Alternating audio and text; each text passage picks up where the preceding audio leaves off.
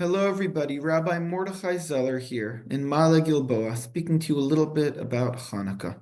What is Chanukah? In a couple of weeks, in the heart of winter, we will gather in our homes at the window and light a Chanukiah, add light out into the darkest of nights. What is this holiday about?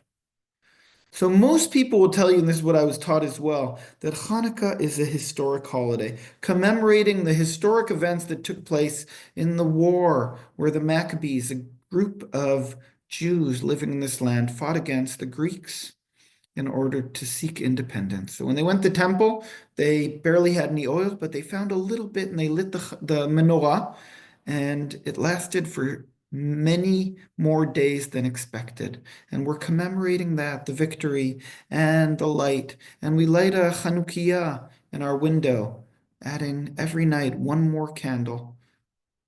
What is this about? My whole life I've been taught that Judaism is a historic religion. And the truth is, many of our religion's holidays are connected to history. We do live within history, and historic events affect us. But the more I learn, and the longer I live, and the older I get, I find out that our religion is a mythic religion, not just a historic one. What do I mean by myth? Myth doesn't mean something that didn't happen. Sometimes people say a myth, it's a myth, meaning it didn't happen. But a myth means things that happen again and again and again. Myths are our dreams. Myths are the stories we tell and the stories we hear. And so much of our tradition is mythic. And the truth is, in the tractate, in the Gemara, in the Babylonian Talmud, in Tractate of Avodah Zarah, there's a story that tells us about the origins of Hanukkah. And this is what it tells. It says that when Adam and Eve were thrown out of the Garden of Eden, and here it is, they're living their life, and the days get shorter and the nights get longer, and they look at each other and say, "This is our fault. This is happening because we sinned." And they sat and fasted for 8 days. But after 8 days, the winter solstice passed, and suddenly the days got longer again. And they looked at each other and said, "That's it. What a miracle. The light has prevailed, and the world is not coming to an end." And the next year, when they saw that this is just, I would say, the pattern, this is this is the way the world works, then they turned these 8 days from 8 days of fasting to 8 days of celebrating. This is Hanukkah. Hanukkah is way earlier than the Greek Empire or than the Maccabees or than any of this. It is a holiday celebrating how light prevails over darkness. And all the traditions, all the religions, where seasonal religions have a holiday like this. There's Advent, there's Christmas, there is Diwali, there's all these holidays celebrating light. But when we go into myth, we also go way back, the story of Adam and Eve and light and dark. But there's another aspect of Hanukkah which is even more mythic, which is, what about God? What did God do? Did God light, did light Hanukkah candles? And here's the mythic answer to that.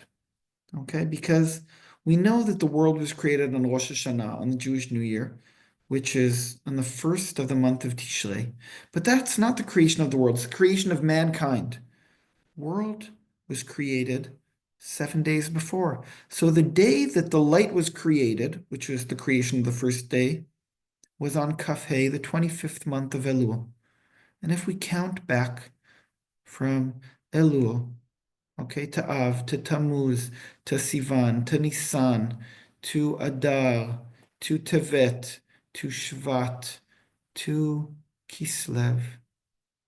The 25th month of day of Kislev, which is when we celebrate Hanukkah, is 9 months before the creation of light. But because before light is created, it needs to be planted.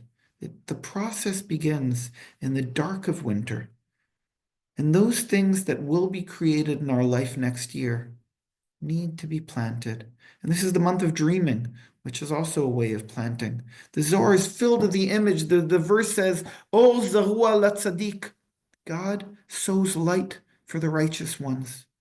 And these seeds of light they're planted, and nothing happens, and nothing happens, and it suddenly, out of nowhere, something pops up out of the ground.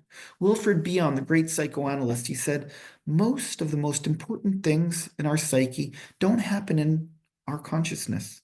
Most transformations, they happen in the O, in that place way beyond our consciousness. We're not even aware of it. And it happens and it grows and it grows and it grows. And suddenly it passes the line into our consciousness and we understand. We have an epiphany. Something happens. Something is born. But Hanukkah is about seeding light. And when you light this Chanukah in your window with your family, take a moment.